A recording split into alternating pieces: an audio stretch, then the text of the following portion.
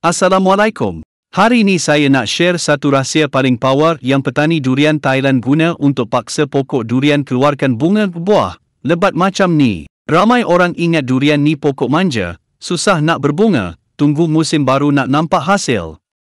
Tapi kalau tahu teknik orang Thai, satu pokok boleh dapat hasil berlipat ganda.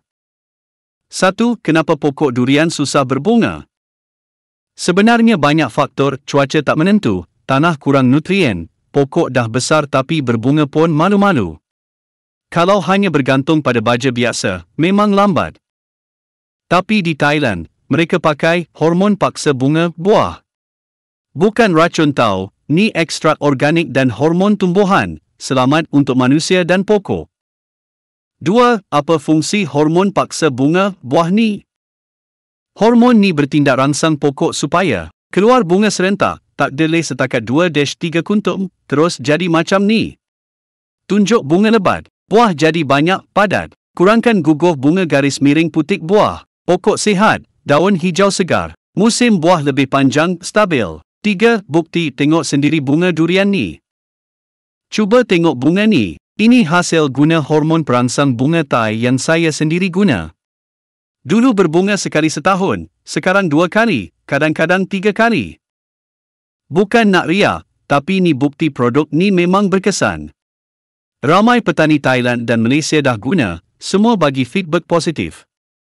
4. Cara pakai hormon, simple saja. 1 botol 1 liter cukup untuk lebih 30 pokok. Campur 30-50 ml dalam 20 liter udara. Sembur pada daun, dahan waktu pagi atau petang, elak waktu panas. Buat setiap 7-10 hari masa pokok baru nak berbunga. Kalau ladang besar, ada botol 4 liter, lagi jimat. 5. Soalan biasa petani Malaysia. Selamat tak hormon ni? Ya, 100% selamat, bukan kimia berbahaya. Guna ekstrak semula jadi, ikut formula Thailand. Pokok kecil boleh guna? Boleh, tapi sebaiknya pokok dah matang sikit, 3-4 tahun ke atas. Berapa lama nampak hasil? Biasanya 2-3 minggu lepas semburan konsisten, bunga mula keluar serentak. 6. Tips, pantang larang. Jangan sembur masa hujan, nanti hormon turun habis ke tanah, rugi.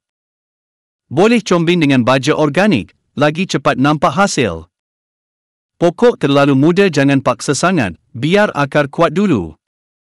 7. Kelebihan guna hormon Thai ni. Buah lebat, saiz besar, isi tebal. Pokok lebih sihat, kurang serangan penyakit. Jimat masa, tenaga, tak perlu tunggu musim. Dah ramai petani berjaya, testimoni real, bukan AUTA. Saya sendiri, mula-mula ragu juga. Tapi lepas cuba musim lepas, tengok-tengok, pokok berbunga serentak 3 kali, buah penuh sampai dahan melengkung. Kawan-kawan sebelah kebun pun dah start minta nak beli. Sekarang ni, saya share pula dekat abang-abang, kakak-kakak yang tengah cari jalan untuk gandakan hasil kebun durian.